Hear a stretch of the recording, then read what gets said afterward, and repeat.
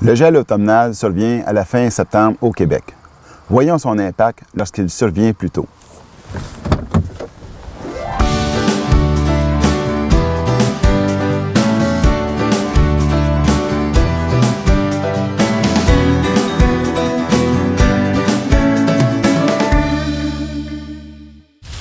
La possibilité de gel survient lorsque le mercure descend sous 0 degrés Celsius. Par contre, lorsque le temps est nuageux, habituellement, nous n'avons pas de gel. Le gel survient lorsque le ciel est dégagé.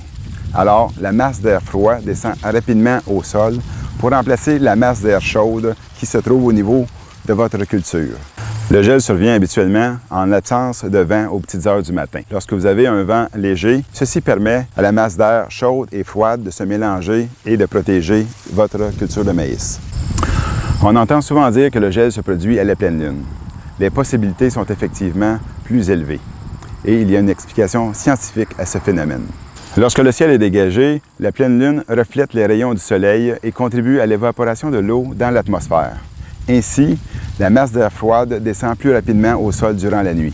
Les parties d'un plant de maïs ont différentes tolérances au gel. On voit ici, les feuilles sont les plus sensibles et sont attaquées en premier par le gel. Les spathes qui entourent l'épi et la tige sont plus résistantes. 24 heures après le gel, la partie affectée blanchit. Les journées suivantes, la couleur devient vert foncé à grisâtre. Et puis, une semaine après, le tissu gelé est complètement desséché. Quand on regarde le plant ici, on peut observer qu'il y a encore une partie de la feuille qui est restée intacte.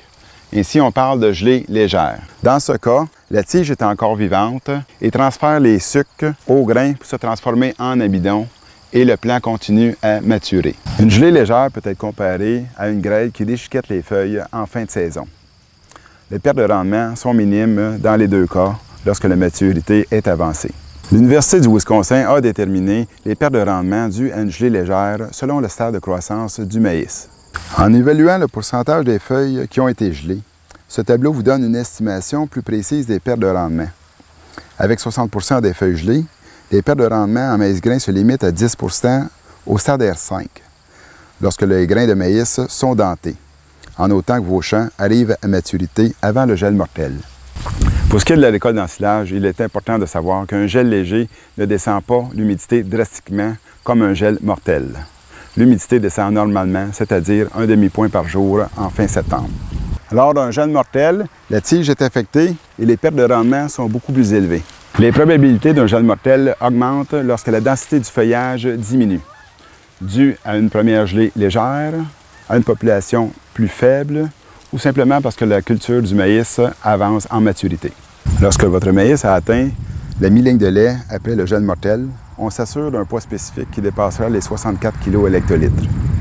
Lorsque la mi-ligne de lait de votre maïs n'est pas atteinte, on suggère de laisser sécher votre maïs au champ tant et aussi longtemps que la tenue de la tige est acceptable. Par contre, si vous dépistez de la pourriture sur le bout des épis, cela amène le développement de toxines. Dans ce cas, récoltez le plus tôt possible. Pour viser plus haut, visitez vos champs après le gel afin d'optimiser la date de récolte et la commercialisation de vos grains.